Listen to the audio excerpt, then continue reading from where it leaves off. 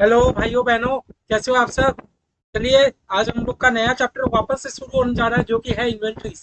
Chapter 1 2 3 तो हमने धुआंधार तरीके से खत्म कर दिया। पर भैया चैप्टर 1 2 3 में ना क्या है, हमारा टाइम इसलिए लग रहा था क्योंकि चैप्टर 1 भैया कितना बड़ा था, चैप्टर 2 तो कितना बड़ा था। चलिए भैया, आप हम लोग का छोटा छोटा चैप्टर है इन्वेंट्रीज। बेसिक क्लास नहीं लगेगा, 4 क्लास में मैं कोशिश करूंगा कि बहुत बढ़िया से आप लोग का इन्वेंट्री खत्म करा दूं। 4 नहीं तो 5 क्लास में तो हो ही जाएगा। चलिए भैया, आज का हम लोग क्लास जो है इन्वेंट्रीज, हम लोग पहले समझते हैं भैया कि इन्वेंट्रीज होता क्या है। आज का हम लोग समझ रहे हैं भैया इन्वेंट्रीज होता क्या है। ठीक है, इन्वेंट्रीज होता क्या है भैया। सबसे पहले एक मैं आपको बात बताता हूँ। मैं आप लोगों को पहले सबसे पहले बात बताता हूँ। आज का क्लास बेसिक पढ़ा नहीं होगा। आज का क्लास जस्ट मैं आप लोग को बेसिक्स पढ़ाऊंगा। कल के क्लास से हम लोग समझ करेंगे। आज का क्लास बस आप लोग का बेसिक्स के ऊपर रहेगा। भैया इन्वेंट्रीज, भैया इन्वेंट्रीज मतलब क्या होता है। इन्वेंट्रीज मतलब क्या होता है, सबसे पहले तो मैं आप लोग को बता दूं। सबसे पहले तो मैं आप लोग को बता दूं, देखो, इस शुरू करने से पहले बता दूं, एग्जाम में 5 नंबर का सम्स आता ही आता है। एग्जाम में आपको 5 नंबर का सम्स दिखेगा। ठीक है, अनलकी रहे तो नहीं दिखेगा, नहीं तो ज्यादातर 80% चांस है कि एग्जाम में सम्स आता है। तो हम लोग को करना जरूर है। बहुत इजी चैप्टर है, पूरा कॉन्सेप्ट के ऊपर बेस है। सबसे पहले मैं भैया बता दूं इन्वेंट्रीज होता क्या है। देखो, पहले हम लोग एक वर्ड यूज करते थे, स्टॉक। पहले हम लोग एक वर्ड यूज करते थे ना, stock, opening stock, closing stock, ऐसा वर्ड यूज करते थे। लेकिन अब क्या है, अब हम लोग स्टॉक ना यूज करके हम लोग फैंसी वर्ड बोलते हैं, इन्वेंट्रीज। हम लोग स्टॉक ना यूज करके क्या वर्ड बोलते हैं भैया, इन्वेंट्रीज। पहले हम लोग क्या बोलते थे भैया, स्टॉक बोलते थे। लेकिन अब हम लोग क्या स्टॉक नहीं बोलते, हम लोग क्या बोलते हैं, इन्वेंट्रीज। हमारा फैंसी वर्ड है इन्वेंट्रीज।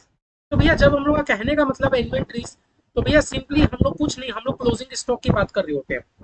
भैया जब भी हम लोग बात कर रहे हैं इन्वेंट्रीज, इन्वेंट्रीज का मतलब है भैया हम लोग क्लोजिंग स्टॉक की बात कर रहे होते हैं।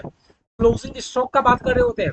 अब भैया हम लोग अपना बैलेंस शीट बनाते हैं या पीएल बनाते हैं, कंपनी का फाइनेंशियल स्टेटमेंट कुछ भी बनाते हैं ना, हम लोग वर्ड स्टॉक नहीं लिखते हैं। हम लोग वर्ड स्टॉक को इग्नोर करते हैं। हम लोग क्या यूज करते हैं भैया, क्लोजिंग इन्वेंट्री, ओपनिंग इन्वेंट्री। ठीक है, आपको समझाने के लिए मैं बोला कि भैया इन्वेंट्री मतलब हम लोग क्या चीज की बात कर रहे होते हैं भैया, क्लोजिंग स्टॉक की बात कर रहे होते हैं। भैया पता है हम लोग को चैप्टर क्यों दिया, क्यों भैया, ये क्लोजिंग स्टॉक कैलकुलेट करने के लिए दिया। क्यों भैया ओपनिंग स्टॉक कैलकुलेट करने नहीं दिया। अरे भाई कैसी बातें कर रहे हो, जो आपका क्लोजिंग स्टॉक आएगा वही तो आपका 1 अप्रैल के दिन ओपनिंग स्टॉक बन जाएगा। जो आपका 31 मार्च के दिन क्लोजिंग स्टॉक रहेगा, वही तो आपका 1 अप्रैल के दिन ओपनिंग स्टॉक बन जाएगा ना। तो भैया हम लोग को मेन फोकस करना है हमारे क्लोजिंग स्टॉक के ऊपर। हम लोग को फोकस किसके ऊपर रहना है, हमारे क्लोजिंग स्टॉक के ऊपर। क्यों भैया, क्योंकि क्लोजिंग स्टॉक ऊपर नीचे हो जाने से ना मेरा प्रॉफिट में बहुत बड़ा इंपैक्ट आता है। आज हम लोग आपको बताऊंगा कैसे आता है। बस आप लोग इतना याद रखो कि भैया क्लोजिंग स्टॉक हम लोग को बहुत, मतलब क्लोजिंग स्टॉक हमारे पास तो है, लेकिन भैया क्लोजिंग स्टॉक की वैल्यू क्या होगी, क्या वैल्यू में मैं क्लोजिंग स्टॉक को रिकॉर्ड करूंगा अपने अकाउंट्स में, अपने पीएल में या बैलेंस शीट में, भैया ये जानना बहुत जरूरी हो जाता है हमारे पास। तभी भैया आपको पता है, हम लोग जब अपना ट्रायल बैलेंस कर रहे थे, ट्रायल बैलेंस से मैंने आपको बार बार बोला था कि ट्रायल बैलेंस से क्लोजिंग स्टॉक नहीं जाता है। ट्रायल बैलेंस में ओपनिंग स्टॉक जाता है, क्लोजिंग स्टॉक तो हमको कैलकुलेट करना पड़ेगा। बोला था कि नहीं बोला था कि भैया ट्रायल बैलेंस से क्लोजिंग स्टॉक नहीं रहता है।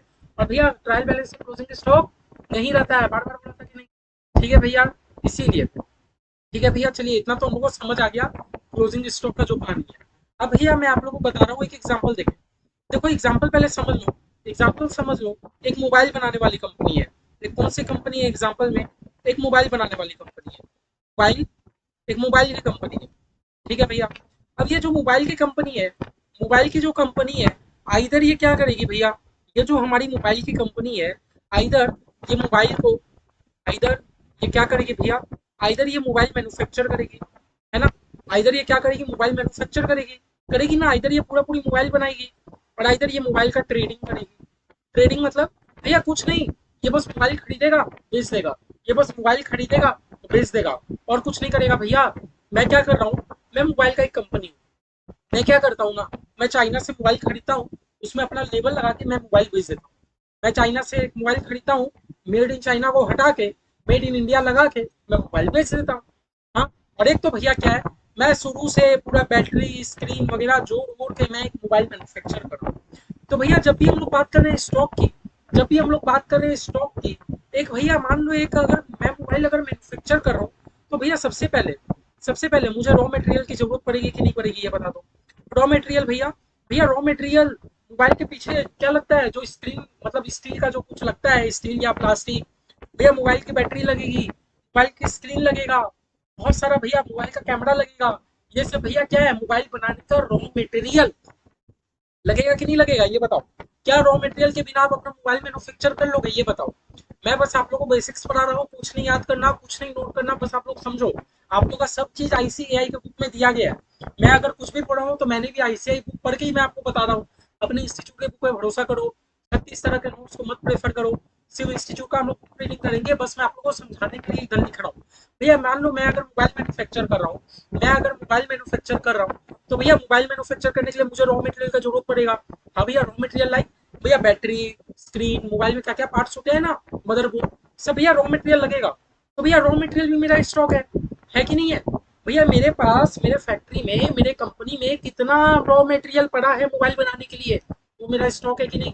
अब ये स्टॉक तो है, फिर भैया रॉ मटेरियल से तो आगे मोबाइल बनेगा। अब एक बात बताओ, आज अगर मैंने कोई मोबाइल बनाना शुरू किया, आज अगर मैंने कोई मोबाइल बनाना शुरू किया, तो क्या आज के आज वो पूरा कंप्लीट मोबाइल बन जाएगा, ऐसा जरूरी है।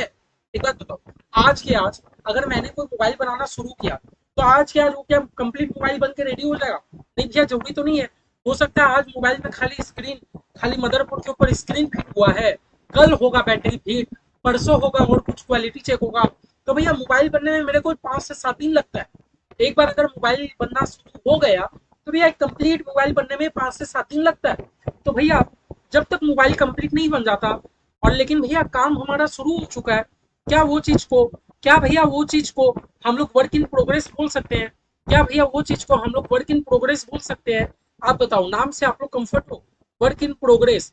भैया वर्क इन प्रोग्रेस कहने का मतलब है कि भैया जो रॉ मटेरियल थी, रॉ मटेरियल से मोबाइल बनना शुरू हो गया है, लेकिन भैया अभी तक कुछ काम बाकी है ना। तो आप एक बात बताओ, ऐसा हो सकता है कि भैया 25 मार्च को आपने रॉ मटेरियल से मोबाइल बनाना शुरू किया, लेकिन भैया आपका मोबाइल खत्म, बनाना खत्म हुआ 2 अप्रैल को।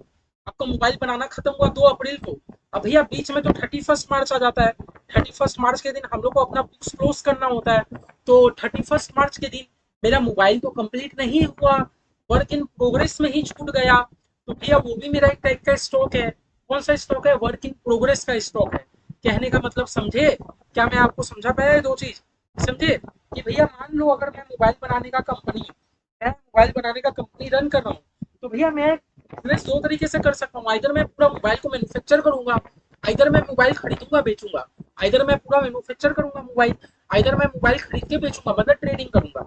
अब भैया अगर मैं मोबाइल का मैन्युफैक्चर करता हूँ, तो सबसे पहले मुझे रॉ मटेरियल्स की जरूरत पड़ेगी, मैंने बता दिया। तो भैया 31 मार्च के दिन मेरे बिजनेस में, मेरे एंटरप्राइज में, मेरे मतलब कंपनी में कितना रॉ मटेरियल पड़ा है, उसका भी तो वैल्यू कैलकुलेट करना जरूरी है ना। हाँ भैया, करना तो जरूरी है। अब एक बात बताओ, एक मोबाइल बनने में मान लो 7 से 8 दिन लगता है, लेकिन भैया काम चालू हो चुका है, काम चालू हो चुका है। लेकिन 31 मार्च आ गया, आधा मोबाइल ही बना है, आधा बनना पेंडिंग है। तो भैया 31 मार्च के दिन मैंने उसको क्या नाम दे दिया, वर्क इन प्रोग्रेस। भैया ऐसा 31 मार्च के दिन आपके फैक्ट्री में कितना मोबाइल का वर्क इन प्रोग्रेस है, मतलब पूरा कंप्लीट बना नहीं। हाँ भैया, उसको भी रिकॉर्ड करेंगे, उसको भी रिकॉर्ड करेंगे, तो उसको हम लोग क्या नाम दे दिया, वर्क इन प्रोग्रेस। ये भी आपका एक टाइप का स्टॉक है। तीसरा भैया फिनिश गुड। भैया मोबाइल कंप्लीटली रेडी हो गया आपके, आपके पास, आपके बिजनेस में मोबाइल कंप्लीटली रेडी हो गया। जब मोबाइल पूरा कंप्लीटली रेडी हो जाता है, उसको क्या हम लोग फिनिश गुड बोल सकते हैं। हाँ भैया, फिनिश गुड बोल सकते हैं। भैया वो भी तो मेरा एसेट है। आप बोलोगे एसेट है कि स्टॉक है, ये बता दो। मैं बोल रहा हूँ स्टॉक है, क्योंकि मैं कंपनी ही हूँ मोबाइल बनाने का कंपनी, मैं मोबाइल बनाने का कंपनी हूँ। तो मैं तो मोबाइल को बेचूंगा ना, मैं तो मोबाइल को बेचूंगा। थोड़ी मैं मोबाइल को 4 साल 5 साल यूज करूंगा जो मैं उसको एसेट बोलूँ। ये मैं मोबाइल बनाने का कंपनी हूँ, मेरे लिए तो मोबाइल स्टॉक है ना। तो भैया जो मोबाइल कंप्लीटली रेडी हो गया, लेकिन आपके फैक्ट्री में पड़ा है, फिनिश गुड बोलेंगे उसको, ये तो आपका स्टॉक है। समझ आ रहा है। रॉ मटेरियल तो भैया हमारा स्टॉक है ही।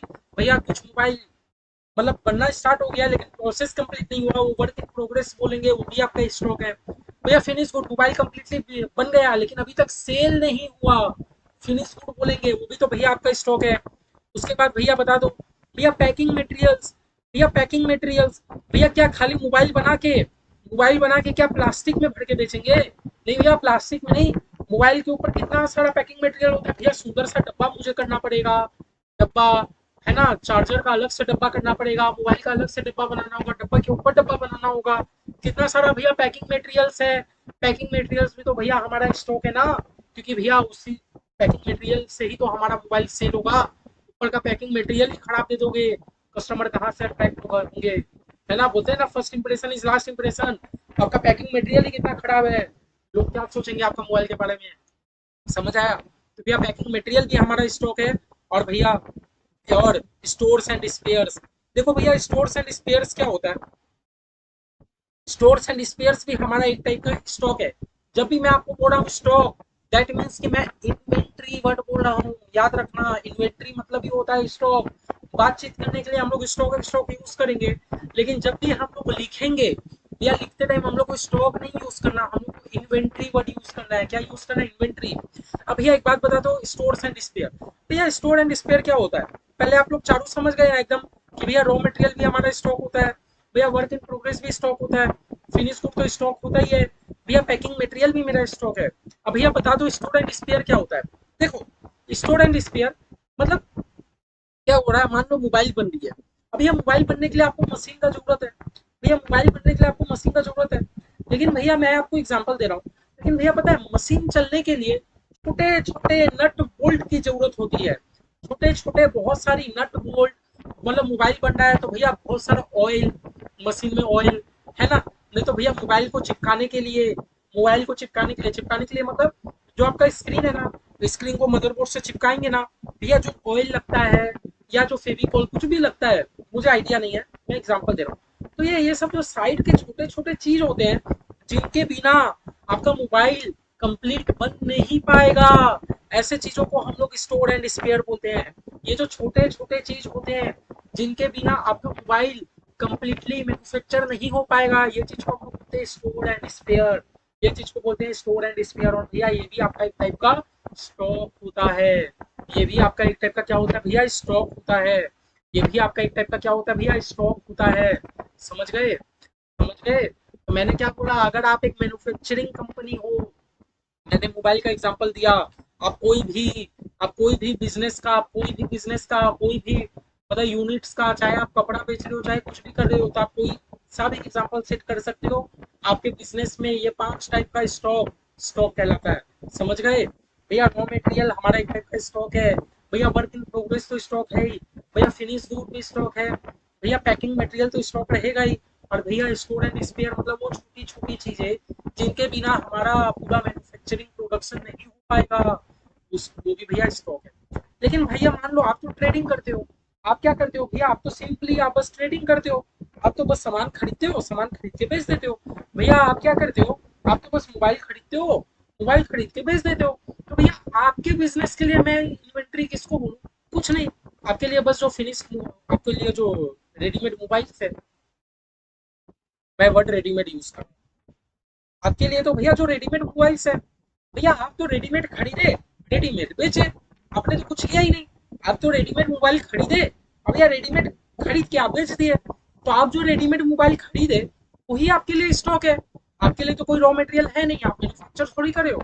आपने, आपका तो बस बिजनेस ही, आप रेडीमेड मोबाइल खरीदे, खरीदने के बाद दूसरों को बेच दिए। समझ आ रहा है? तो भैया ये बस एक बेसिक्स था कि भैया एक मैन्युफैक्चरिंग एंटिटी के लिए इन्वेंट्री क्या क्या चीजें हो सकती है, और भैया ट्रेडिंग वाले बिजनेस के लिए इन्वेंट्री क्या क्या चीजें हो सकती है। ठीक है? तो देखो टाइप्स ऑफ इन्वेंट्री, क्या बोला? Types of inventory. अगर आप एक मैन्युफैक्चरिंग हो तो आपके लिए रॉ मटेरियल इन्वेंट्री है, वर्क इन प्रोग्रेस इन्वेंट्री है, फिनिश गुड इन्वेंट्री है, स्टोर एंड स्पेयर भी इन्वेंट्री है, पैकिंग मटेरियल भी इन्वेंट्री है। लेकिन भैया अगर आप ट्रेडिंग कर रहे हो तो आपके लिए सिर्फ ट्रेडेड गुड्स है इन्वेंट्री, आपके लिए क्या है? खाली ट्रेडेड गुड्स है इन्वेंट्री। ठीक है? अभी के लिए बस जितना मार्क करा रहा हूँ उतना समझते चलो, नीचे वाला भी हम लोग आएंगे। आज पहले मैं आप लोग को बेसिक्स ही कराऊंगा सबसे पहले। ठीक है? सबसे पहले मैं आप लोग को बेसिक्स कराऊंगा। अब यार देख लो, देख लो अभी तक हम लोग जो समझे, अभी तक जो हम लोग समझे, भैया inventory can be defined as, सबसे पहले मैं आप लोग को बता दूं, हमारा जो इन्वेंट्री है, ये इन्वेंट्री आप लोग जब अभी पास हो जाओगे जल्दी जल्दी सितंबर जनवरी या उसके बाद मई, जो भी आप लोग एग्जाम दे रहे हो, भैया आप लोग मेरे भाई बहन जब भी पास हो जाएंगे, पास होने के बाद मेरे भाई बहन कहाँ पढ़ाई करेंगे? सीए इंटरमीडिएट का पढ़ाई करेंगे। भैया सीए इंटरमीडिएट में हमारा जो पेपर है, भैया सबसे पहला पेपर ही एडवांस अकाउंट, सबसे पहला ही पेपर है भैया एडवांस अकाउंटिंग। हमारा सीए इंटरमीडिएट में सबसे पहला पेपर है एडवांस अकाउंटिंग। भैया एडवांस अकाउंटिंग का एक अकाउंटिंग स्टैंडर्ड है, अकाउंटिंग स्टैंडर्ड 2, जो हमें बताता है वैल्यूएशन ऑफ इन्वेंट्री। जो हमें बताता है वैल्यूएशन ऑफ इन्वेंट्री। भैया तो आप सीए इंटरमीडिएट में भी जाके सेम चीजें पढ़ोगे। बस भैया क्या है, बस भैया डिफरेंस क्या है, डिफरेंस ये है, हमारे फाउंडेशन सिलेबस में अकाउंटिंग स्टैंडर्ड नहीं देके रखा। हाँ भैया, लेकिन बात पूरा अकाउंटिंग स्टैंडर्ड का ही है, मोर और लेस सेम है, लेकिन कंप्लीट नहीं है। आप सीए इंटरमीडिएट में जाके पूरा पूरी कंप्लीट अकाउंटिंग स्टैंडर्ड पढ़ोगे इन्वेंट्री से रिलेटेड। ठीक है, यहाँ जितना अच्छा से पढ़ लोगे, इंटर में जाके आपको जरा सा भी दिक्कत नहीं होगा, बढ़िया से आपका अकाउंटिंग स्टैंडर्ड टू इन्वेंट्री बहुत जल्दी खत्म हो जाएगा। ठीक है, तो भैया देखो ये क्या बोल रहा है, inventory can be defined as. भैया इन्वेंट्री को पहले एसेट बोलेंगे कि लायबिलिटी बोलेंगे, आप लोग बता दो। भैया इतना सा तो आप लोग जानते ही हो गए। भैया इन्वेंट्री तो हमारा एसेट है ना, इन्वेंट्री तो हमारा एसेट है ना भैया, जो भी हमारे पास पड़ा हुआ है हमारा तो संपत्ति है ना, एक टाइप का एसेट है। अब यहाँ पे आपने एसेट को रख के रखा है, आपने अपने बिजनेस में एसेट को रख के रखा है, क्यों रख के रखा है भैया, for sale in the ordinary course of business. For sale, भैया सेल मतलब आपने फिनिश गुड को रख के रखा है। सेल मतलब ये क्या चीज का बात कर रहा है भैया, फिनिश गुड का बात कर रहा है ना। आपका पूरा फिनिश गुड, आपका पूरा मोबाइल फिनिश गुड बन चुका है, उसको सेल ही ना करोगे, है ना। मतलब देखो inventory can be defined as, inventory can be defined as वो एसेट को इन्वेंट्री बोले हैं जो एसेट को आपने रख के रखा है। किस लिए रख के रखा है भैया, और सेल, जो एसेट को आपने सेल करने के लिए रख के रखा है। भैया ये कौन सी इन्वेंट्री का बात कर रहा है, raw material, working progress, finish good, store, packing material, कौन सी इन्वेंट्री का बात कर रहा है, मैंने कहा फिनिश गुड का बात कर रहा है, क्योंकि भैया फिनिश गुड को ही तुम आप सेल करोगे, है ना। फिर भैया inventory can be defined as वो एसेट जिसको कि आपने रख के रखा है in the process of production, in the process of production, that means कि भैया जो प्रोडक्शन के प्रोसेस में है, अभी कंप्लीट नहीं बना लेकिन प्रोसेस में है। दैट मीन्स कि भैया क्या ये वर्क इन प्रोग्रेस की बात कर रहा है क्या, क्या भैया ये वर्क इन प्रोग्रेस की बात कर रहा है क्या, WIP की बात कर रहा है क्या, क्या भैया ये हमारा वर्क इन प्रोग्रेस की बात कर रहा है क्या, मैंने बोला हाँ। समझ आ रहा है। और तीसरा भैया फॉर कंजम्पशन, हाँ, for consumption in the production of food, for consumption, जब आप प्रोड्यूस कर रहे हो कोई भी चीज को, क्या चीज कंज्यूम करके बनाओगे भैया, ये मुझे लगता है ये तो रॉ मटेरियल्स की बात कर रहा है, ये तो रॉ मटेरियल्स की बात कर रहा है। समझ रहे हो, प्रोडक्शन करते टाइम क्या चीज आप कंज्यूम करोगे, मुझे ये बता दो तो। भैया जब भी हम लोग कोई चीज प्रोड्यूस करेंगे रॉ मटेरियल के ही मदद से तो प्रोड्यूस करेंगे ना। तो भैया रॉ मटेरियल की बात कर रहा है, including maintenance, supply, consumable, spare भी आ गया इसमें, सब चीज आ गया। समझ रहे हो, तो जो हमारा इन्वेंट्री का मीनिंग देके रखा है 5 चीजों में ही देके रखा है, बस कहने का इनका स्टाइल अलग था कि भैया inventory can be defined as, inventory हम वो एसेट को बोलेंगे जिसको कि आपने रख के रखा है सेल करने के लिए। इन्वेंट्री हम वो एसेट को बोलेंगे जिसको कि आपने रख के रखा है सेल करने के लिए। दैट मीन्स कि भैया ये हमारा फिनिश गुड को लेके बात कर रहा है, क्योंकि आप फिनिश गुड को ही तो रखते हो सेल करने के लिए।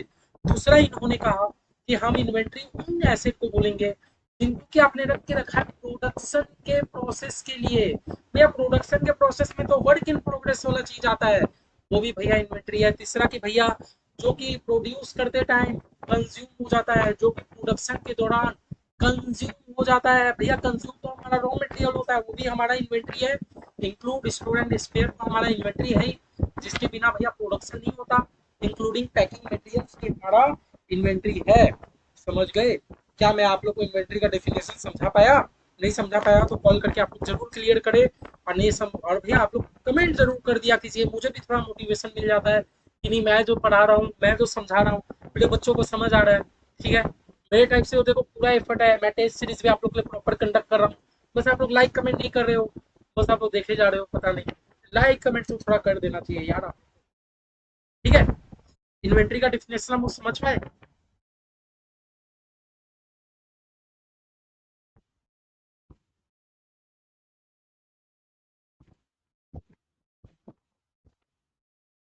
चलो अब देखो, हम लाइन को पढ़ते हैं, एकदम याद नहीं करना, समझना है खाली। मैं बस आपको जो जो चीजें मैं बोलता रहूंगा बस आप लोग समझना, हाँ या ना एक बार करते रहना, समझ आ रहा है कि नहीं। बड़ा there can be different type of inventory based on the nature of business. बड़ा अलग अलग बिजनेस के नेचर के लिए अलग अलग टाइप की इन्वेंट्री हो सकती है ना। जैसे भैया अगर हम लोग मैन्युफैक्चरिंग कर रहे हैं तो मेरे लिए कितना चीजें इन्वेंट्री थी, लेकिन भैया अगर हम लोग ट्रेडिंग बिजनेस कर रहे हैं तो भैया मेरे लिए इन्वेंट्री तो एक ही टाइप का है ना। मतलब बिजनेस के नेचर में डिपेंड करता है कि आपके लिए क्या चीज इन्वेंट्री है, क्या चीज नहीं है ना। आपके बिजनेस के नेचर पे डिपेंड करता है, हर चीज आपके बिजनेस के नेचर पे डिपेंड करता है आपके लिए क्या चीज इन्वेंट्री है, क्या चीज नहीं है। अगर मैं मैन्युफैक्चरिंग बिजनेस कर रहा हूँ, अगर मैं मैन्युफैक्चरिंग कर रहा हूँ तो मेरे लिए कितना टाइप ऑफ इन्वेंट्री है, लेकिन अगर मैं ट्रेडिंग कर रहा हूँ तो मेरे लिए इन्वेंट्री एक ही टाइप है ना। समझ पाए? आगे हो रहा है, सबसे पहले इन्होंने ट्रेडिंग का बात किया, हो रहा है the inventory of a trading concern. बोला अगर एक ट्रेडिंग वाले बिजनेस है तो उनके लिए इन्वेंट्री क्या है, consist primary of product purchase for resale. बोला इनके लिए इन्वेंट्री तो वही है जो इन्होंने परचेज किया फॉर रीसेल। जो ट्रेडिंग का बिजनेस कर रहे हैं उनके लिए भैया इन्वेंट्री क्या चीज है, उनके लिए एक ही चीज इन्वेंट्री है जो ये परचेज करते हैं सेल करने के लिए। जो भैया ट्रेडिंग वाले बिजनेस है, जैसे मान लो मैं मोबाइल का ट्रेडिंग कर रहा हूँ तो मैं मोबाइल को क्यों खरीद रहा हूँ, मैं ये सेल करने के लिए, वो मेरा इन्वेंट्री है ना। लेकिन अगर मैं मोबाइल को अपने बिजनेस में यूज कर रहा हूँ, अगर मैं मोबाइल को अपने बिजनेस में यूज कर रहा हूँ ताकि मुझे लॉन्ग टर्म बेनिफिट मिले, तो भैया वो मेरा इन्वेंट्री नहीं है, वो तो मेरा फिक्स एसेट बन जाता है। आपका पर्पस देखा जाएगा, आपने प्रोडक्ट को खरीदा रीसेल करने के लिए तो भैया वो तो आपका इन्वेंट्री है। लेकिन भैया अगर आप प्रोडक्ट को खरीद रहे हो यूज करने के लिए तो भैया वो तो आपका फिक्स एसेट कहलाएगा ना। समझ आया? ठीक है। और भैया जो ट्रेडिंग कंसर्न कर रहे हैं, जो ट्रेडिंग वाले बिजनेस उनके लिए और भी चीजें इन्वेंट्री होती है, like wrapping paper. Like wrapping paper, मान लो मैं ट्रेडिंग कर रहा हूँ तो भैया खरीदने के बाद मैं कुछ पेपर रैप करके मैं रीसेल कर रहा हूँ, भैया वो जो आप पेपर ऊपर से रैप कर रहे हो वो भी आपका इन्वेंट्री है। कार्टून कार्टून भी आपका इन्वेंट्री है। कुछ भैया आप उसमें स्टेशनरी खर्च करे वो भी आपका इन्वेंट्री है ना। लेकिन भैया अगर आपने मैन्युफैक्चरिंग कंसर्न, अगर आप मैन्युफैक्चरिंग करते हो मोबाइल का तो आपके लिए बहुत टाइप का इन्वेंट्री होता है, like raw material, work in progress, finish good, है ना, हमने बताया ना। ठीक है। ठीक है, समझ आया?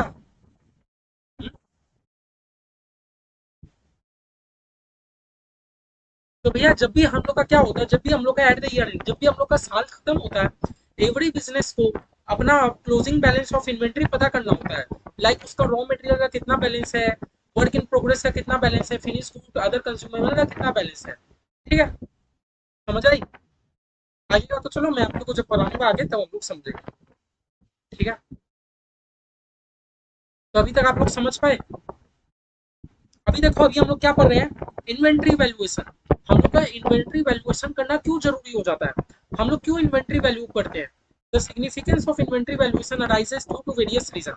भैया हम लोग क्यों इन्वेंट्री अपना वैल्यूएशन करते हैं, क्यों हम लोग को अपना इन्वेंट्री, क्यों ये चैप्टर आया, ये क्यों हमें इन्वेंट्री का अमाउंट कैलकुलेट करना बहुत जरूरी हो जाता है। सिंपल बात है, तो भैया मैंने ये इन्वेंट्री खरीदा था इतना में, चलो इतना में बेच दो, है ना।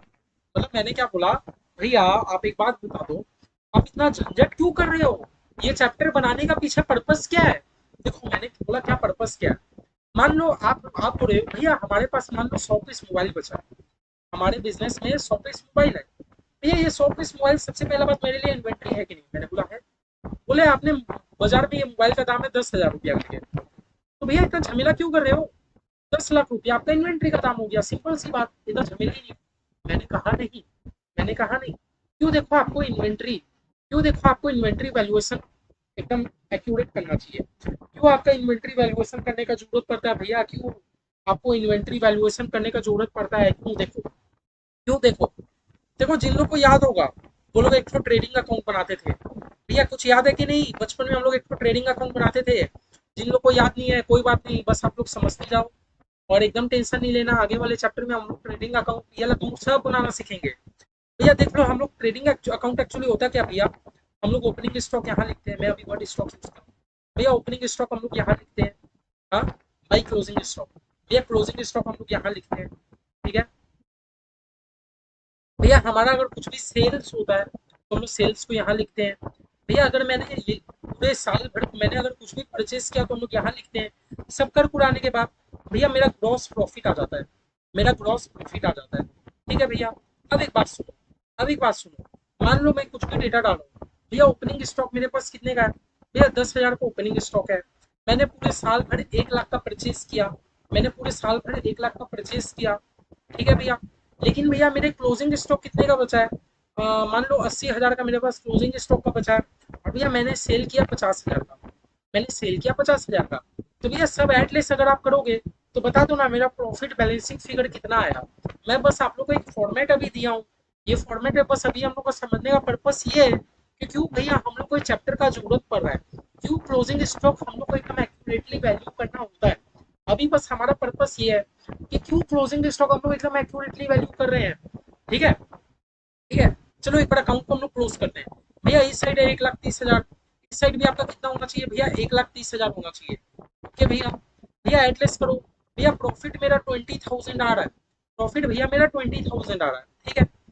भैया ये प्रॉफिट 20,000 आ रहा है, मान लो, मान लो मैं क्लोजिंग स्टॉक को गलती से, गलती से 80,000 की जगह 1 लाख कर दिया, मैं क्लोजिंग स्टॉक गलती से 80,000 की जगह 1 लाख कर दिया, तब बताओ मेरा फाइनल फिगर क्या आएगा। भैया इस साइड 1.5 लाख हो जाएगा, इस साइड भी 1.5 लाख हो जाएगा, और भैया इस साइड प्रॉफिट 20 की जगह 40 हो जाएगा। दैट मीन समझ रहे हो, अगर आप अपना क्लोजिंग स्टॉक को बढ़ा दोगे ना तो आपका नेट इनकम भी कहीं ना कहीं बढ़ा हुआ नजर आएगा। अगर आप अपने क्लोजिंग स्टॉक को बढ़ा दोगे तो आपका नेट इनकम भी बढ़ा हुआ नजर आएगा। बहुत सारी बिजनेस ये चीजें करती है, उनको अपना प्रॉफिट बढ़ाना होता है ताकि वो अपने शेयर होल्डर लोग को, पब्लिक को दिखा पाए मतलब एक्चुअली में कंपनी उनकी लॉस में है, लेकिन वो क्या करती है, अब उनको प्रॉफिट पर दिखाना है, क्या करेगी, क्लोजिंग स्टॉक को बढ़ा देगी ताकि उनका प्रॉफिट बढ़ा हुआ दिख जाए। लेकिन भैया छोड़ो, मैंने अपना प्रॉफिट को क्या कर दिया भैया, मैंने अपना क्लोजिंग स्टॉक को 60,000 कर दिया, मैंने अपने क्लोजिंग स्टॉक को 80 की जगह मान लो मैंने क्लोजिंग स्टॉक को 70,000 कर दिया। भैया 70,000 कर देने से क्या हो गया, इस साइड तो भैया 1,20,000 हो गया, इस साइड तो 1,20,000 हो गया, इस साइड भी मुझे 1,20,000 लाना है, 1,10,000 तो भैया मेरा ग्रॉस प्रॉफिट 10 हो जाएगा। दैट मीन समझे, अगर आप अपना क्लोजिंग स्टॉक को कम कर दोगे तो आपका नेट इनकम भी कम हो जाएगा। तो भैया अगर कंपनी को अपना प्रॉफिट बढ़ाना या घटाना होता है तो कंपनी क्या करती है, जानबूझ के अपना क्लोजिंग स्टॉक को बढ़ा देती है या घटा देती है।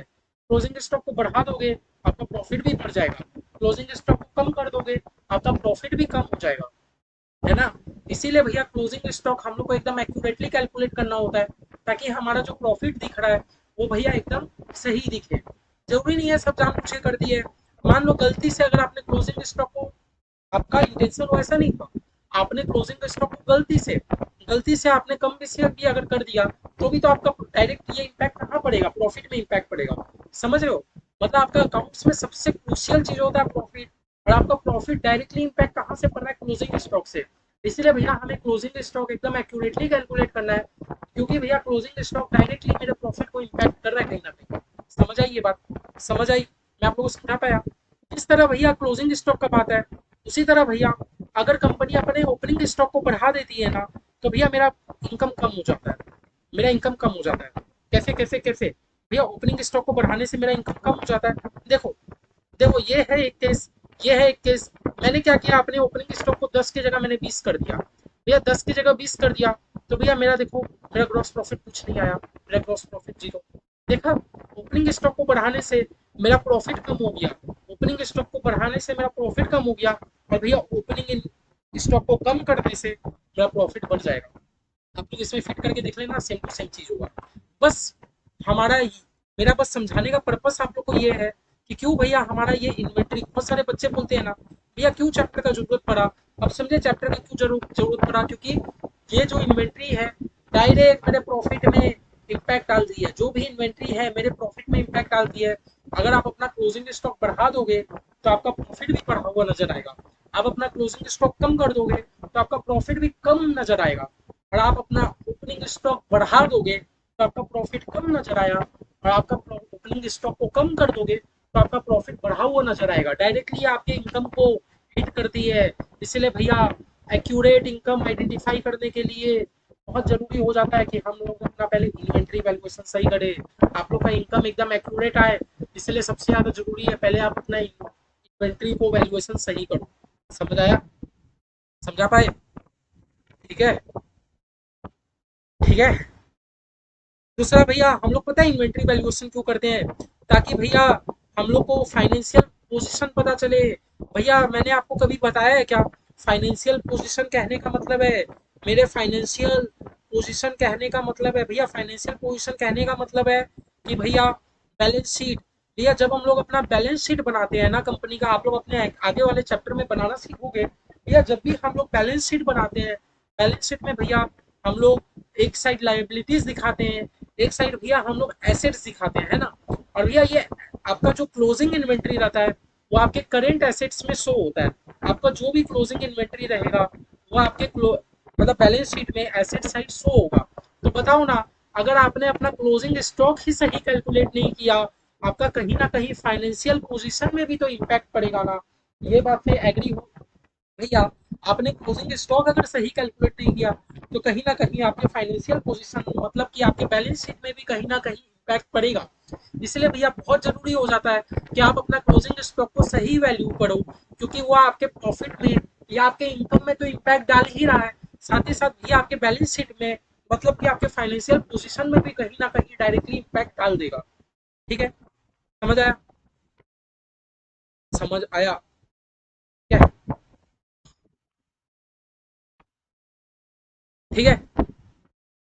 तीसरा भैया बात होता है हमारा लिक्विडिटी एनालिसिस। भैया लिक्विडिटी कहने का क्या मतलब है? लिक्विडिटी कहने का मतलब है कि भैया देखो हम लोग अपने इन्वेंट्री को करेंट एसेट तो बोल रहे हैं। हाँ, करेंट एसेट तो बोल रहे हैं। करेंट एसेट मतलब क्या भैया? वो इन्वेंट्री हम लोग एक्चुअली दो चीजें होती है, current asset, non current asset. Current asset कहने का मतलब है कि जो चीज कैश में कन्वर्ट हो जाए 12 महीने के भीतर। बहुत डिटेल में हम लोग पढ़ेंगे, एक बार के लिए मतलब समझना है तो भैया करेंट वाली चीजें हम लोग वो चीजों को बोलते हैं जो चीज मेरे 12 महीने में कैश में कन्वर्ट हो जाए। ठीक है। लेकिन भैया एक बात बता दो, अगर आपका क्लोजिंग इन्वेंट्री सही वैल्यू नहीं है, आपका closing inventory as per accounting standard, as per ये चैप्टर हमारा स्टॉक का वैल्यू होना चाहिए था 8 लाख, लेकिन आपने 12 लाख शो करके रखा है।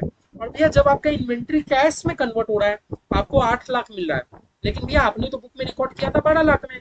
तो भैया कहीं ना कहीं जब एक्चुअली लिक्विडिटी में दिक्कत हो जाएगा ना, क्योंकि आपके बुक में गलती से रिकॉर्ड है 12 लाख, लेकिन भैया इन्वेंट्री बेच के तो आपको 8 ही लाख मिला, कहीं ना कहीं आपको लॉस हो जाएगा। इसलिए भैया इन्वेंट्री को सही वैल्यू करना जरूरी हो जाता है। ठीक है, समझ आया? तो भैया लिक्विडिटी मीन मेरा कैश में कन्वर्ट हो रहा है जो चीज। अब भैया चौथा है हमारा स्टैट्यूटरी कंप्लायंस। भैया हमारी जो कंपनीज है, हमारी जो कंपनीज है ना भैया, कंपनीज के लिए एक तो एक्ट है, कंपनीज के लिए एक्ट है, आपके सीए फाउंडेशन के सिलेबस में भी है, सीए इंटर में तो पूरा ही कंपनीज एक्ट है भैया, कंपनीज एक्ट। भैया जो कंपनी हमारा जो कंपनी जिस हिसाब से बैलेंस शीट या पीएल बनाती है अपने मर्जी से नहीं बनाती।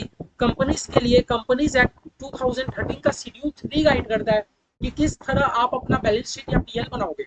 अब ये शेड्यूल 3 में हमारा इन्वेंट्रीज का हमें डिस्क्लोजर देना होता है। भैया डिस्क्लोजर मतलब कि हमें पूरा देना होता है कि किस तरह हमने इन्वेंट्री को वैल्यू किया, किस तरह वैल्यू नहीं किया। तो उसके लिए भी क्योंकि भैया एक टाइप का स्टैट्यूटरी कंप्लायंस है, लॉ हमें करने को बोला है, इसलिए भैया इस केस में भी हमें इन्वेंट्री एकदम एक्यूरेटली वैल्यू करना जरूरी हो जाता है। भाई इस केस में भी भैया हमें इन्वेंट्री वैल्यू करना जरूरी हो जाता है। ठीक है।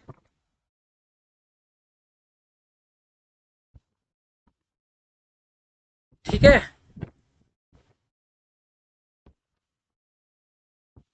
कितना देर हो गया? 33 मिनट हो गया।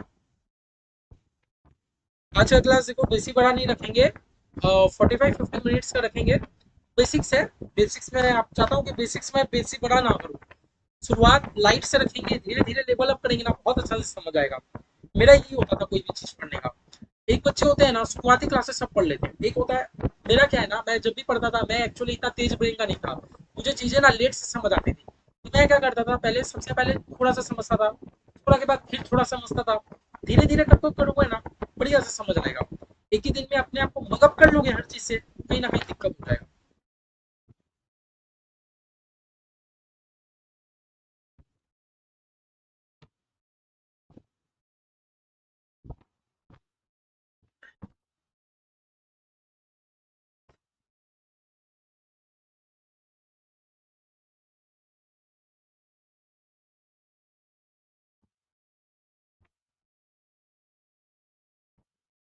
आगे देखो भैया मैं बोल रहा हूँ, भैया इन्वेंट्री को वैल्यूएशन कैसे करते हैं, इन्वेंट्री वैल्यूएशन हम लोग कैसे करते हैं ये बता दीजिए भैया।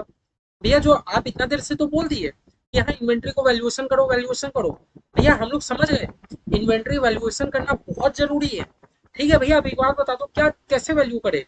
तो मैंने बोला कुछ नहीं, एक ही फॉर्मूला है, कॉस्ट और नेट रियलाइजेबल वैल्यू, कॉस्ट और नेट रियलाइजेबल वैल्यू, जिसको हम लोग शॉर्ट में एनआरवी बोलेंगे,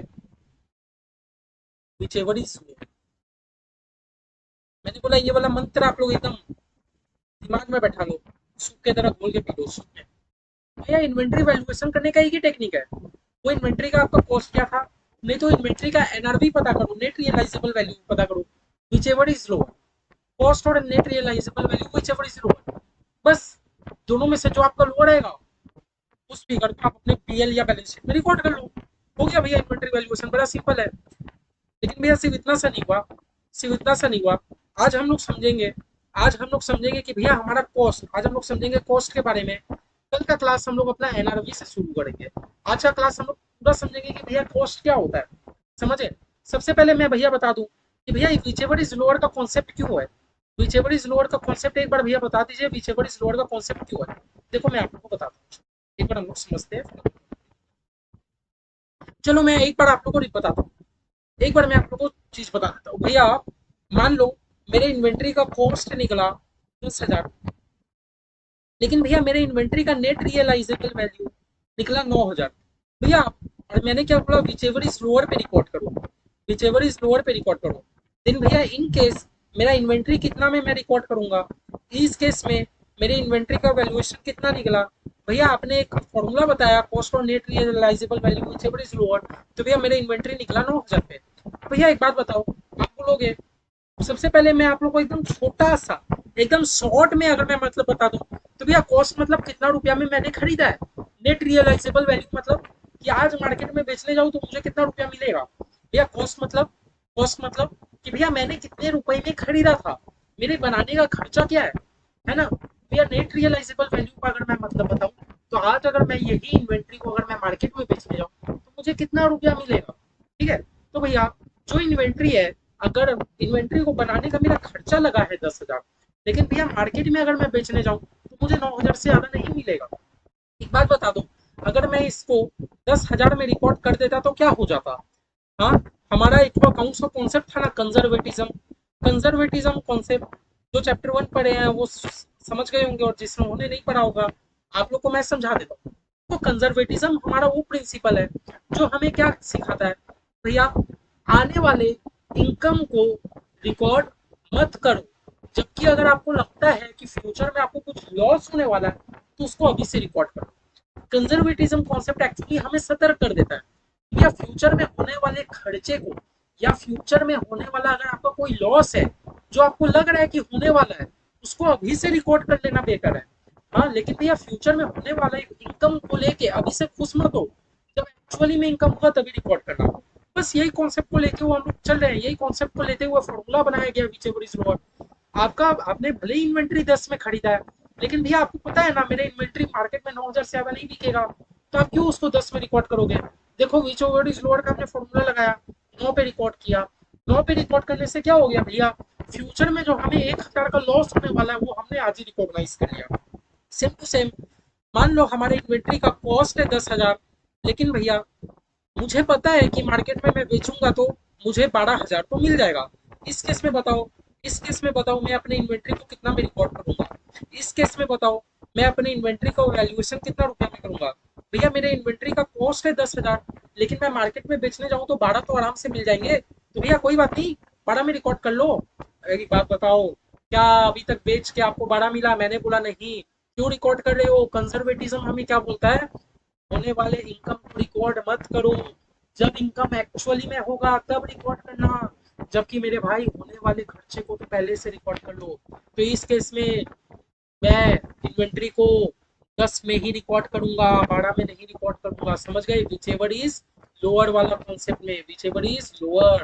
तो समझ गए इन्वेंट्री का जो हमारा फॉर्मूला बनाया गया है, कॉस्ट और net realisable value whichever is lower, वो कंजर्वेटिज्म प्रिंसिपल को लेके बनाया गया है, जो हमें ये सिखाता है कि होने वाले इनकम को रिकॉर्ड मत करो, जबकि होने वाला कोई खर्चा होता है तो उसको पहले से रिकॉर्ड कर लेना। समझ गए? समझे? तो भैया पूरा चैप्टर हमें यही सिखाता कि भैया इन्वेंट्री कैसे वैल्यू करना है। वैल्यू करने का एक ही मंत्र है, कॉस्ट और net realisable value whichever is lower. इसमें हमें दो चीज का मतलब समझना है, कॉस्ट क्या होता है भैया, नेट रियलाइजेबल वैल्यू क्या होता है। ये क्या है भैया, अगर हम लोग कॉस्ट निकालना सीख जाए और अगर हम लोग नेट रियलाइजेबल वैल्यू निकालना सीख जाए तो दोनों में लोअर करके हम लोग तो आराम से चैप्टर हमारे मुट्ठी में। समझ गए? तो चैप्टर बहुत ईजी है, बस दो चीज का मतलब समझ लो, कॉस्ट क्या होता है, नेट रियलाइजेबल वैल्यू क्या होता है। जबकि मैं आपको आज कॉस्ट पूरा डिटेल में समझा दूंगा, नेट रियलाइजेबल वैल्यू हम लोग कल से शुरू करेंगे। ठीक है? और मैंने आपको बता ही दिया कि भैया कंजर्वेटिज्म प्रिंसिपल के ऊपर फॉर्मूला बनाया गया। तो चलिए हम लोग कॉस्ट अपना शुरू करते हैं कि कॉस्ट क्या होता है। ठीक है? ये पूरा हमारा आज कॉस्ट शुरू हो रहा है कि भैया कॉस्ट का मतलब क्या होता है। तो देखो इन्होंने शुरू ही किया है इस पर अकाउंटिंग स्टैंडर्ड। आप लोग जानते हो, आप लोग लिख के आना है इस पर अकाउंटिंग स्टैंडर्ड 2। अगर आप लोग कभी भी थ्योरी अटेंड करोगे या आपको टू फॉल्स दे दिया तो आप लोग लिख के आना कि अकाउंटिंग स्टैंडर्ड 2। कौन सा अकाउंटिंग स्टैंडर्ड भैया, अकाउंटिंग स्टैंडर्ड 2। भैया अकाउंटिंग स्टैंडर्ड 2 के हिसाब से cost of inventory, cost of inventory भैया, कॉस्ट इन्वेंट्री का कॉस्ट। सबसे पहले समझ आ गया ना कि हम लोग ये क्यों कर रहे हैं, क्योंकि भैया हमें दो चीज पता करना है, कॉस्ट पता करना है, नेट रियलाइजेबल वैल्यू करना है। दोनों चीज मुझे पता रहेगा तो मैं लोअर का फॉर्मूला लगाऊंगा, मेरा इन्वेंट्री का वैल्यू आ गया। भैया कॉस्ट का मतलब क्या होता है पता है, इन्वेंट्री का कॉस्ट। जब मैं बात करता हूँ इन्वेंट्री का कॉस्ट तो भैया उसमें तीन चीजें आती है कि भैया इन्वेंट्री को परचेस करने में आपका कितना खर्चा हुआ, है ना, कॉस्ट ऑफ कन्वर्जन और भैया अदर कॉस्ट। ठीक है? चलो तीन चीजों को हम लोग डिटेल में तो समझेंगे, एक एक चीजों को पहले हम लोग समझते हैं। भैया आपको इन्वेंट्री खरीदने का कॉस्ट ऑफ परचेज आप लोग डायरेक्टली समझ पा रहे हो भैया, रॉ मटेरियल, रॉ मटेरियल खरीदने का खर्चा तो आपका लगा है ना। भैया इन्वेंट्री खरीदने का जो खर्चा है वो तो कॉस्ट में ऐड होगा ही, ये तो कहने की बात ही नहीं है भैया। भैया आप इन्वेंट्री खरीदते हो, खरीदने का आपका कुछ तो कॉस्ट लगा होगा, तो कॉस्ट ऑफ परचेज तो आपका इन्वेंट्री में आएगा ही, है ना। अभी हम लोग पता कर रहे हैं what do you mean by cost. अभी हम लोग पता कर रहे हैं भैया कॉस्ट। भैया हमें दो चीज पता करना है, कॉस्ट क्या होता है, एनआरबी क्या होता है। तो मैंने क्या बोला, कॉस्ट। भैया कॉस्ट में क्या होगा, कॉस्ट में सबसे पहले क्या आएगा, cost of purchase, cost of purchase. भैया कॉस्ट ऑफ परचेज, भैया क्या चीज परचेज करोगे, आपके पास अगर इन्वेंट्री है तो भैया रॉ मटेरियल हमने तो खरीदा होगा, कच्चा माल, रॉ मटेरियल। फिर हमारा हो गया मतलब कुछ और स्टोर एंड स्पेयर हमने खरीदा होगा, पैकिंग मटेरियल हमने खरीदा होगा, वर्क इन प्रोग्रेस तो भैया हमारा प्रोसेस है, वो थोड़ी हमारा कॉस्ट है। तो भैया ये सब जो हमारा रॉ मटेरियल वगैरह खरीदे हैं हम लोग, ये तो मेरे इन्वेंट्री का कॉस्ट में ऐड होगा कि नहीं, ये बता दो। समझ लो, जो भी हम लोग रॉ मटेरियल वगैरह परचेज किए हैं भैया, ये परचेस करने के लिए मैंने भैया पेमेंट किया होगा, भैया ये मेरे इन्वेंट्री के कॉस्ट में ऐड होना चाहिए कि नहीं होना चाहिए भैया, सबसे पहले बात। लेकिन भैया एक बात बता दो, एक बात बता दो, आप लोग जब चैप्टर अपना 2 कर रहे थे जर्नल एंट्री, जर्नल एंट्री में मैंने आपको जीएसटी का कुछ सिखाया था, जीएसटी का कुछ सिखाया था। क्या सिखाया था भैया, मान लो आप लोग कोई सामान खरीदते हो, मान लो आप लोग कोई मान लो रॉ मटेरियल परचेस कर रहे हो, नहीं मान लो आप लोग मोबाइल परचेस कर रहे हो। भैया आप लोग मोबाइल क्यों परचेस कर रहे हो, फॉर रीसेल। हम लोग मोबाइल परचेस कर रहे हैं रीसेल करने के लिए, है ना। दैट मीन्स कि भैया आप मोबाइल खुद नहीं यूज करोगे, आपको तो पर्पस ये है कि भैया मैं रीसेल कर दूंगा। तो भैया एक बात बता दो, जब आपने मोबाइल परचेस किया, जब आपने मोबाइल परचेस किया तो भैया परचेस करते टाइम आपने 2,000 रुपया का जीएसटी पेमेंट किया था। भैया जब आपने मोबाइल परचेस किया था, परचेस करते टाइम आपने 2,000 का जीएसटी पेमेंट किया था। अब मैंने आप लोग को एक कॉन्सेप्ट बताया था कि भैया जो भी हम लोग जीएसटी पेमेंट करते हैं मुझे मुझे जीएसटी का इनपुट क्रेडिट मिल जाता है, जीएसटी का इनपुट क्रेडिट मिल जाता है। जब भी भैया हम लोग एज अ बिजनेसमैन हम लोग परचेस करते हैं भैया, भैया मुझे उसका जीएसटी इनपुट मिल जाता है। क्यों इनपुट मिल जाता है भैया, क्योंकि ये मोबाइल को हम लोग पर्सनल पर्पस के लिए यूज नहीं कर रहे हैं। हम लोग का पर्पस ये है कि मैं मोबाइल खरीदूं, खरीदने के बाद मैं रीसेल करूं। तो गवर्नमेंट हमें क्या कहती है, खरीदने के ऊपर आप जीएसटी दो, मैं आपको उसका इनपुट दे दूंगा। और जब आप मोबाइल को सेल करोगे तो सेल करते टाइम आपको जीएसटी पेमेंट नहीं करना, ये इनपुट के साथ एडजस्ट कर लेंगे। गवर्नमेंट क्या कहती है, सुनो भाई, आपने मोबाइल परचेस किया, आपने 2,000 का जीएसटी पेमेंट किया ना, मैं क्या करता हूँ आपको 2,000 का इनपुट दे देता हूँ। जब आप लोग सीए इंटरमीडिएट में जाओगे आपको पूरा एक सब्जेक्ट है 50 नंबर का, GST goods and service tax, बहुत अच्छा से पढ़ोगे। शॉर्ट में अभी मतलब ये समझ लो, जब भी भैया हम लोग कुछ परचेस करते हैं, मान लो मैंने 2000 का जीएसटी पेमेंट किया, मैंने गवर्नमेंट को बोला भाई इनसे क्यों जीएसटी आपने लिया, मैं तो मोबाइल को यूज नहीं कर रहा, मेरा तो पर्पस है कि खरीदूंगा बेचूंगा। गवर्नमेंट ने बोला कोई बात नहीं, 2000 का जीएसटी पेमेंट करो, मैं आपको इनपुट क्रेडिट दे दूंगा आपके जीएसटी के अकाउंट में।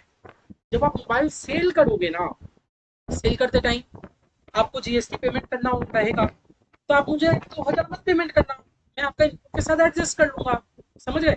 तो भैया बस अभी मेरा सिखाने का ये पर्पस है कि अगर आप कोई भी टैक्स अगर पेमेंट कर रहे हो, अगर आपको उसका इनपुट क्रेडिट अवेलेबल हो जाता है, अगर आपको उसका इनपुट क्रेडिट अवेलेबल हो जाता है, तो आप वो टैक्स के पोर्शन को अपने कॉस्ट में ऐड मत करना। समझे?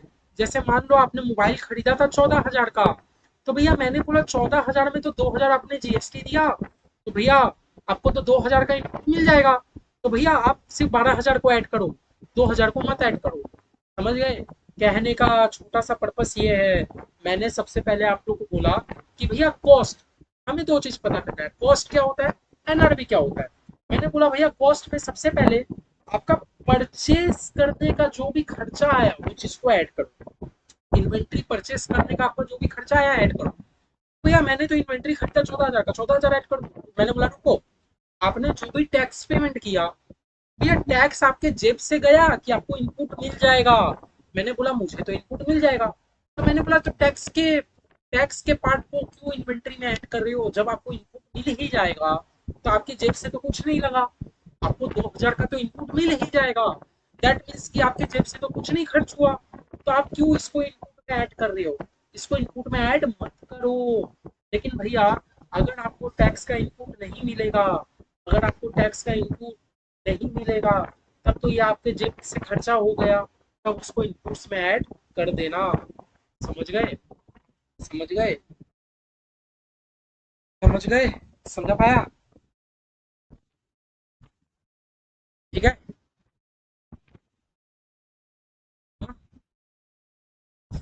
बार बार जाके देख लेता हूँ रिकॉर्डिंग बढ़िया से हो रहा है कि नहीं। एक बार मैंने रिकॉर्ड किया था, लेकिन क्या हुआ ना, एकदम 40 मिनट में आप लोगों को लास्ट क्लास में आप लोग के लिए रिकॉर्ड कर रहा था, 40 मिनट पूरा रिकॉर्ड कर लिया, मैं ध्यान नहीं दिया, जाके देख रहा हूँ ले रिकॉर्डिंग तो शुरू ही नहीं हुआ, रिकॉर्डिंग स्टॉप हो गया बीच में, इसलिए बार बार जाके देख ले रहा हूँ। समझ गए? समझे? जैसे देख लो फॉर एग्जाम्पल, और भैया मुझे अगर मान लो मुझे परचेस करते टाइम, भैया मुझे जो भी ट्रेड डिस्काउंट मिला, रिबेट मिल गया, वो सब तो भैया हम लोग लेस कर लेंगे, मतलब समझे, परचेस करते टाइम आपके जेब से कितना रुपया गया, हम लोग सिर्फ उसको एड बैक करेंगे। ये तो भैया कॉमन चीज है, आपको डिस्काउंट मिला तो लेस नहीं करोगे, लेस भी करेंगे। भैया परचेस करते टाइम आपके जेब से कितना रुपया खर्च हुआ, आप खाली उसको ऐड करो। भैया टैक्स का आपको इनपुट मिल जाएगा ना, आप टैक्स के पार्ट को ऐड नहीं करोगे, लेकिन भैया मुझे इनपुट नहीं मिलेगा तो आप ऐड कर देंगे। जैसे देख लो example, for example, raw material, raw material आपने खरीदा, बॉट परचेस किया 100 रुपया पर यूनिट, भैया 100 रुपया पर यूनिट आपने रॉ मटेरियल खरीदा, साथ में आपने जीएसटी पेमेंट किया, भैया जीएसटी का तो मुझे आईटीसी इनपुट टैक्स क्रेडिट मिल जाएगा, इसको मैं नहीं कंसीडर करता। तो आपने 100 यूनिट खरीदा, 100 रुपया करके, आपने 100 यूनिट खरीदा 100 रुपया करके, तो आपका कॉस्ट कितना हो गया भैया, 10,000 रुपया, ना कि जीएसटी के साथ वाला, क्योंकि जीएसटी का तो आपको इनपुट क्रेडिट मिल जाता है। समझ गए? समझ गए? तो मैं आप लोगों को कॉस्ट ऑफ परचेज समझा पाया? कॉस्ट ऑफ परचेज समझा पाया? इसमें भैया जो भी डिस्काउंट वगैरह होगा हम लोग सब चीज लेस कर देंगे। ठीक है? जो भी डिस्काउंट वगैरह होगा सब चीज लेस कर देंगे। ठीक है? नेक्स्ट चीज होता है भैया कॉस्ट ऑफ कन्वर्जन। नेक्स्ट होता है हमारा कॉस्ट ऑफ कन्वर्जन। सुनो, नेक्स्ट होता है हमारा क्या, कॉस्ट ऑफ कन्वर्जन।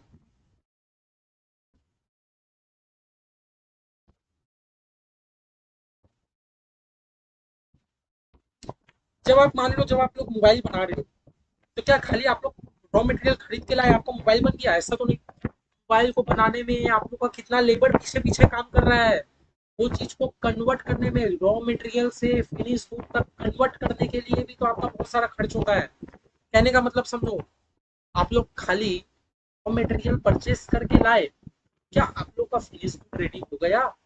समझो, पहले आप लोग रॉ मटेरियल खरीद के लाते हो, रॉ मटेरियल से WIP, वर्क इन प्रोग्रेस का काम होता है, फिर भैया उसमें आप पैकिंग मटेरियल, कुछ पैकिंग वैकिंग का काम करते हो, पैकिंग बैकिंग करने के बाद भैया एकदम फाइनल आपका फिनिश गुड रेडी हो जाता है। आपका फिनिश गुड रेडी हो जाता है। बात बता दो, रॉ मटेरियल आप परचेज करके लाए, रॉ मटेरियल आप परचेज करके लाए, भैया रॉ मटेरियल हम लोग जो परचेज करके लाए उसको तो हम लोग सबसे पहले अपने कॉस्ट में ऐड कर दिए। जो भी हम लोग रॉ मटेरियल परचेज करके लाए उसको तो सबसे पहले कॉस्ट में ऐड कर दिए कि नहीं कर दिए। जो भी रॉ मटेरियल हम लोग परचेज करके लाते हैं भैया सबसे पहले हम लोग ने उसको कॉस्ट में ऐड कर दिया। अब मैंने बोला यहाँ से यहाँ तक के प्रोसेस तक जाने के लिए क्या ऑटोमेटिक काम हो गया, बिना कोई खर्च के काम हो गया, ये बता दो भैया। रॉ मटेरियल से फिनिश गुड तक के सफर में आप लोग का कितना लेबर कॉस्ट लगा होगा कि नहीं लगा होगा, ये बता दो। कितना भैया लेबर कॉस्ट लगा होगा, कितना भैया लेबर एक्टिवली आपके मोबाइल बनाने में लगा होगा, है ना। तो भैया वो सब मतलब समझ रहे हो, रॉ मटेरियल से फिनिश गुड तक कन्वर्ट करने में आपका कन्वर्जन में जो भी खर्चा लगा वो भी तो मेरे इन्वेंट्री के कॉस्ट में ऐड होगा ना। रॉ मटेरियल से फिनिश गुड तक कन्वर्जन करने में, कन्वर्ट करने में आप लोग का जो भी खर्चा हुआ वो भी मेरे फिनिश गुड्स के कॉस्ट में ऐड होगा, वो भी मेरे फिनिश गुड्स के कॉस्ट में क्या हो जाएगा, ऐड हो जाएगा। समझे, कॉस्ट ऑफ कन्वर्जन हो जाएगा। Such as direct labour, 100 unit raw material को फिनिश गुड तक कन्वर्ट करने के लिए आपका लेबर 3,000 रुपया का खर्च हुआ, तो भैया ऊपर में 10,000 का तो आपने कॉस्ट ऑफ परचेज ऐड होगा ही, 3,000 का लेबर भी ऐड होगा, तो आपका अभी तक 13,000 रुपया आपके इन्वेंट्री का हुआ। आपका इन्वेंट्री का कितना हुआ भैया, 13,000 रुपया। मैं आप लोग को एकदम आज शॉर्ट में समझा रहा हूँ, बेसिक्स है। कल के क्लास में आप लोग को फॉर्मेट फॉर्मूला वगैरह बहुत अच्छे से लिखवा दूंगा। ठीक है भैया। भैया फिर बहुत सारे अदर कॉस्ट भी हमारे लगते हैं, बहुत सारे हमारे अदर कॉस्ट भी लगते हैं। ये समझ गए कॉस्ट ऑफ कन्वर्जन।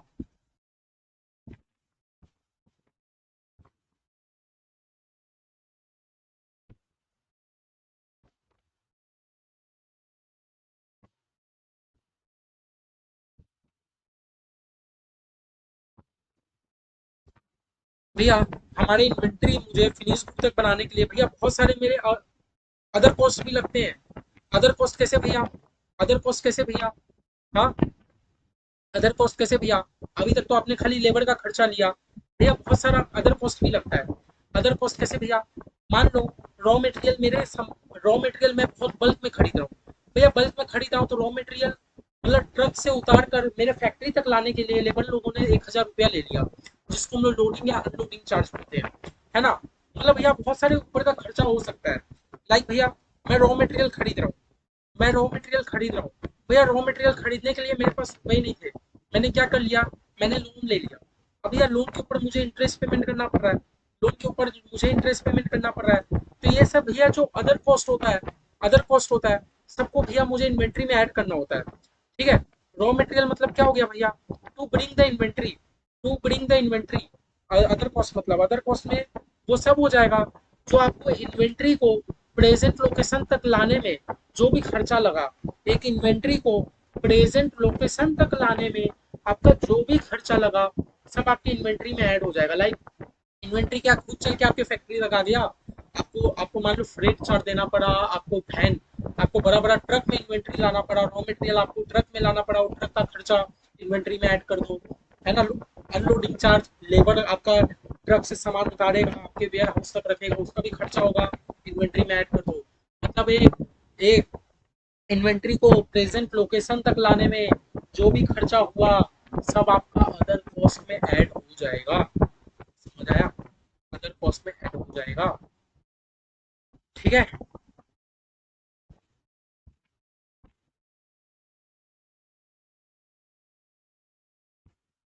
समझ आ गया। जैसे मान लो आपने 200 रुपया पे किया अनलोडिंग चार्ज के लिए, तो ऊपर तक हमने 13,000 रुपया निकाला था इन्वेंट्री का।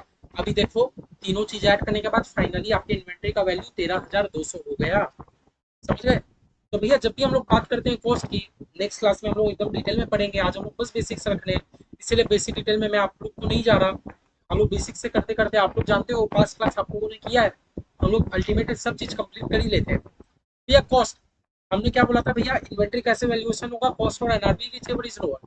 मैंने बोला कॉस्ट, कॉस्ट में मैंने क्या बोला, तीन चीज, परचेज करने का आपका कितना खर्चा लगा, जो मटेरियल खरीदते हो उसका कितना खर्च लगा। लेकिन भैया उसमें आप जीएसटी, अगर आपको इनपुट मिल जाता है कोई भी टैक्स का तो आप उसको ऐड मत करना, नहीं मिलता है तो आप ऐड करना, डिस्काउंट वगैरह प्लेस कर देना। फिर भैया बोला क्या रॉ मटेरियल से फिनिश गुड अपने आप बन जाता है? नहीं भैया, लेबर कितना काम कर रहा है, लेबर का जो सैलरी हो रहा है, वेजेस हो रहा है, वो है भैया कॉस्ट ऑफ कन्वर्जन में मुझे ऐड करना होगा। साथ ही साथ भैया अनलोडिंग चार्ज, मतलब इन्वेंट्री को प्रेजेंट लोकेशन तक लाने में जो भी मेरा खर्चा हो रहा है सबको मुझे भैया कॉस्ट में ऐड बैक करना होगा। देख लिया।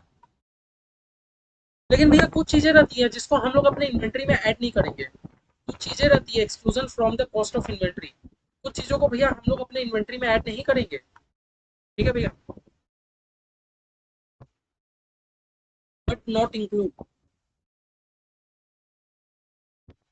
कुछ चीजों को भैया हम लोग अपने इन्वेंट्री में ऐड नहीं करेंगे। कुछ खर्चों को हम लोग अपने इन्वेंट्री में ऐड नहीं करेंगे। ठीक है। हाँ। सबसे पहले भैया मैं आप लोगों को बता दूं, selling and distribution cost. Selling and distribution cost भैया, जो हमारा सेलिंग एंड डिस्ट्रीब्यूशन कॉस्ट लग रहा है, एक एक चीज करे बता दूं। Selling and distribution cost, selling and distribution cost. भैया आप जो सेल करते टाइम भैया जो आपका कॉस्ट लग रहा है, उसको क्यों भैया हम लोग इन्वेंट्री में ऐड करेंगे? ये सेल करते टाइम आपको जो भी खर्चा लग रहा है वो आपका, ठीक है, वो आपका इन्वेंट्री का पार्ट थोड़ी है। हमारा तो इन्वेंट्री फिनिश गुड तक बन गया, हमारा इन्वेंट्री तो फिनिश गुड तक बन गया। या बेचने के टाइम जो खर्चा आ रहा है वो क्यों मेरा इन्वेंट्री में ऐड होगा? परचेस करते टाइम जो भी मेरा खर्चा आता है वो मेरे इन्वेंट्री का पार्ट होगा। सेल करते टाइम जो भी आपका खर्चा है उसको आप इन्वेंट्री में ऐड मत करना।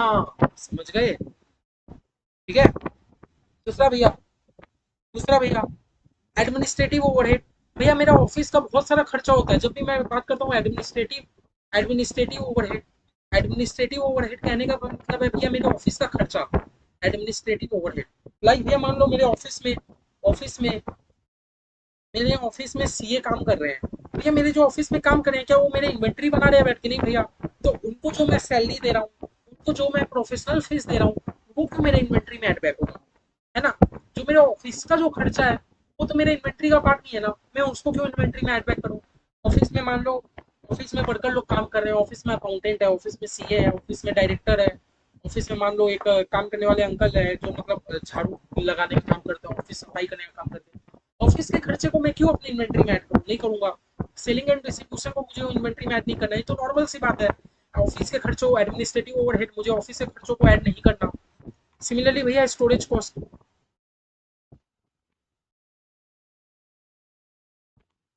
Storage cost unless this cost are necessary in the production process. ठीक है भैया, ऐसे हम लोग स्टोरेज कॉस्ट को ऐड नहीं करते। अगर स्टोरेज कॉस्ट मेरा प्रोडक्शन प्रोसेस करने में हेल्प कर रहा है तो ही हम लोग इन्वेंट्री में ऐड बैक करेंगे। हाँ, अगर स्टोरेज मेरा प्रोडक्शन प्रोसेस करने में कोई हेल्प नहीं कर रहा, जस्ट क्या आप लोगों ने एक अलग से घर लेके रखा है, आप लोगों ने एक अलग से जगह लेके रखा है, आप लोग इन्वेंट्री को उसमें बस स्टोर करते हो, तो उसका जो भी खर्चा आ रहा है वो मेरे इन्वेंट्री में ऐड बैक नहीं होगा। हालांकि अगर वो मेरा जरूरी है प्रोडक्शन के केस में तो हम लोग उसको ऐड बैक करेंगे। डिटेल में आज मत पढ़ो। Abnormal abnormal amount of wasted material. सुनो, दो चीजें होता है, दो चीजें होती है। क्या दो चीजें होती है मैं आपको कुछ बताता हूँ। दो चीजें होती हैं मैं आपको तो बताता हूँ। समझ लो हम लोग अपना कौन सा बिजनेस कर रहे थे भैया? हम लोग तो अपना मोबाइल का बिजनेस कर रहे थे, है ना? कौन सा बिजनेस कर रहे थे भैया? हम लोग तो मोबाइल का बिजनेस कर रहे थे। अब भैया मोबाइल के बिजनेस में क्या होता है ना, हाँ, रॉ मटेरियल से लेके रॉ मटेरियल से लेके फिनिश गुड तक बनने में, रॉ मटेरियल से लेके फिनिश गुड्स तक बनने में मुझे पता है, मुझे पता है मैं अगर 100 मोबाइल बनाऊंगा तो 100 में से दो मोबाइल खराब होंगे ही होंगे। 100 में से 2 मोबाइल खराब होंगे ही होंगे। ये मुझे पता है, मैं जो भी कर लूँ, मैं जो भी कर लूँ, मशीन में काम हो रहा है ना, 100 में से 2 मोबाइल तो खराब ही बनेगा। मैं कुछ कर नहीं सकता। तो भैया मेरे 100 मोबाइल बनाने का खर्चा मान लो मुझे 10,000 आया। हाँ, 100 मोबाइल बनाने का खर्चा मुझे 10,000 आया। लेकिन भैया मुझे पता है 2 मोबाइल खराब होना ही होना है, तो मैं दो को छोड़ दूंगा। मैं क्या एज्यूम करूंगा, मेरा 98 मोबाइल बना। मैं तब 100 मोबाइल नहीं गिनूंगा, मैं क्या गिनूंगा कि मेरा 98 मोबाइल बना। चीजों को समझो। आपने कितना मोबाइल बनाना चाहा था? भैया मैंने तो 100 मोबाइल बनाने का सोचा था। मुझे पता है मैं जो भी कर लूँ 100 में से 2 मोबाइल तो खराब होता ही होता है, कोई रास्ता नहीं है उसका। 100 में से 2 मोबाइल तो खराब होगा ही होगा। तो मैं अपने बोला आप 100 को क्यों गिन रहे हो? आप ये सोचो ना कि मैंने 98 मोबाइल बनाया 10,000 रुपए में, है ना? ठीक है भैया, ठीक है भैया। तो ये जो 2 मोबाइल खराब होता ही होता है, ये होता है आपका नॉर्मल लॉस। ये होता है आपका नॉर्मल लॉस, नॉर्मल है भैया, होता ही होता है। दैट मीन्स कि भैया मैं आपको एक लाइन सिखा रहा हूँ। ये वर्ड मैंने जो लिखा हूँ देखो, normal loss is absorb in the cost of inventory. किस किस को ये बात समझ आ रहा है? नॉर्मल लॉस सबसे पहले तो आप लोग समझ गए ना। नॉर्मल लॉस मतलब कि भैया जो हमारे हाथ में नहीं है। मैं 100 मोबाइल अगर बनाना चाह रहा हूँ तो भैया 2 मोबाइल तो उसमें खराब होगा ही होगा। तो मैंने क्या बोला, 2 मोबाइल खराब होगा ही होगा ना। तो कोई गोली मारो, आपका खर्चा हुआ 10,000, आपका बना 98, तो आपका पर मोबाइल का कॉस्ट उस हिसाब से आ जाएगा। दैट मीन्स कि भैया normal loss is absorb in the cost of inventory. हम लोग नॉर्मल लॉस को इन्वेंट्री का पार्ट मान लेते हैं। लेकिन भैया लेकिन भैया लेकिन भैया 5 मोबाइल जानबूझ के खराब हो गया, 5 मोबाइल सेल्फ खराब हो गया, सेल्फ सेल्फ खराब हो गया। तो इस केस में हम लोग इस चीज को बोलते हैं एबनॉर्मल लॉस। Abnormal loss. तो भैया ये एबनॉर्मल लॉस को हम लोग इन्वेंट्री का पार्ट नहीं मानेंगे। एबनॉर्मल लॉस को हम लोग इन्वेंट्री का पार्ट नहीं मानेंगे। खाली नॉर्मल लॉस को हम लोग इन्वेंट्री का पार्ट मानते हैं। Abnormal abnormal loss is not included in cost of inventory. Abnormal loss को भैया हम लोग इन्वेंट्री का पार्ट नहीं मानते, क्योंकि भैया वो तो हमारी गलती के चलते खराब हुआ है ना। वो तो हमारी गलती के चलते खराब हुआ है ना। जो भैया नॉर्मल है, जो नॉर्मली 2%, 100 में से 2 मोबाइल खराब होना ही होना है, तब मैंने क्या बोला, आप 98 में डिवाइड कर दो। लेकिन भैया 5 मोबाइल जो हमारे से जानबूझ के खराब हो गया, क्या मैं अब मैं ये बोलूँ 5 और खराब हो गया, चलो 93 में डिवाइड कर दो। 93, 98 मोबाइल था, 93 में नहीं। जो एबनॉर्मल लॉस है, एबनॉर्मल लॉस कंपनी को अपने जेब से भुगतना होगा। जबकि भैया जो नॉर्मल लॉस होता है, उस कंपनी क्या करती है, उसको मोबाइल में एडजस्ट करके कॉस्ट बढ़ा देती है। डिटेल में मैं आप लोगों को कल के क्लास से समझा रहा हूँ। तो बस आप लोग एक चीज और देख लो, अगर आपका कोई एबनॉर्मल लॉस होता है, अगर आपका कोई एबनॉर्मल लॉस होता है, तो उसको हम लोग इन्वेंट्री के कॉस्ट में एड बैक नहीं करते हैं। बस याद रखना। हाउएवर अगर आपका कोई नॉर्मल वेस्टेज है, तो आप लोग उसको इन्वेंट्री के कॉस्ट में ऐड कर लेते हैं। समझ आया? समझ आया? बेसिक देखो, अभी मोटा मोटा आज हम लोग क्लास एक दो रखे हैं। कल का क्लास हम लोग एक दो सम्स करके एकदम शुरू कर देंगे सम्स, ठीक है? बहुत इजी सा चैप्टर है। बस मैं आज आप लोग को एकदम पहला क्लास आप लोग को एकदम, मेरा इंटेंशन नहीं रहता कि पहला क्लास, मैं चाहता हूँ कि पहला क्लास जितना छोटा हो सके, पहले आप लोग चीजों को समझो, धीरे धीरे समझ करो। ठीक है? 4 पांच क्लास में बहुत बढ़िया से चैप्टर कंप्लीट कर लेंगे, एग्जाम ओरिएंटेड एकदम, टेस्ट वेस्ट देके एकदम सब चीज हमारा खत्म हो जाएगा। ठीक है? तो चलिए आज हम लोग यहाँ तक ही रखते हैं। बढ़िया से समझिए। एक तो लाइक और कमेंट तो आप लोग कर ही सकते हो यार। देखो कमेंट तो कर दिया करो, आप लोग को समझ आया कि नहीं आया, जाता कि दूसरे बच्चों भी देखे। ठीक है? चलो तब बाय बाय। आज का क्लास यहीं रखते हैं, नेक्स्ट क्लास में। ओके, चलो।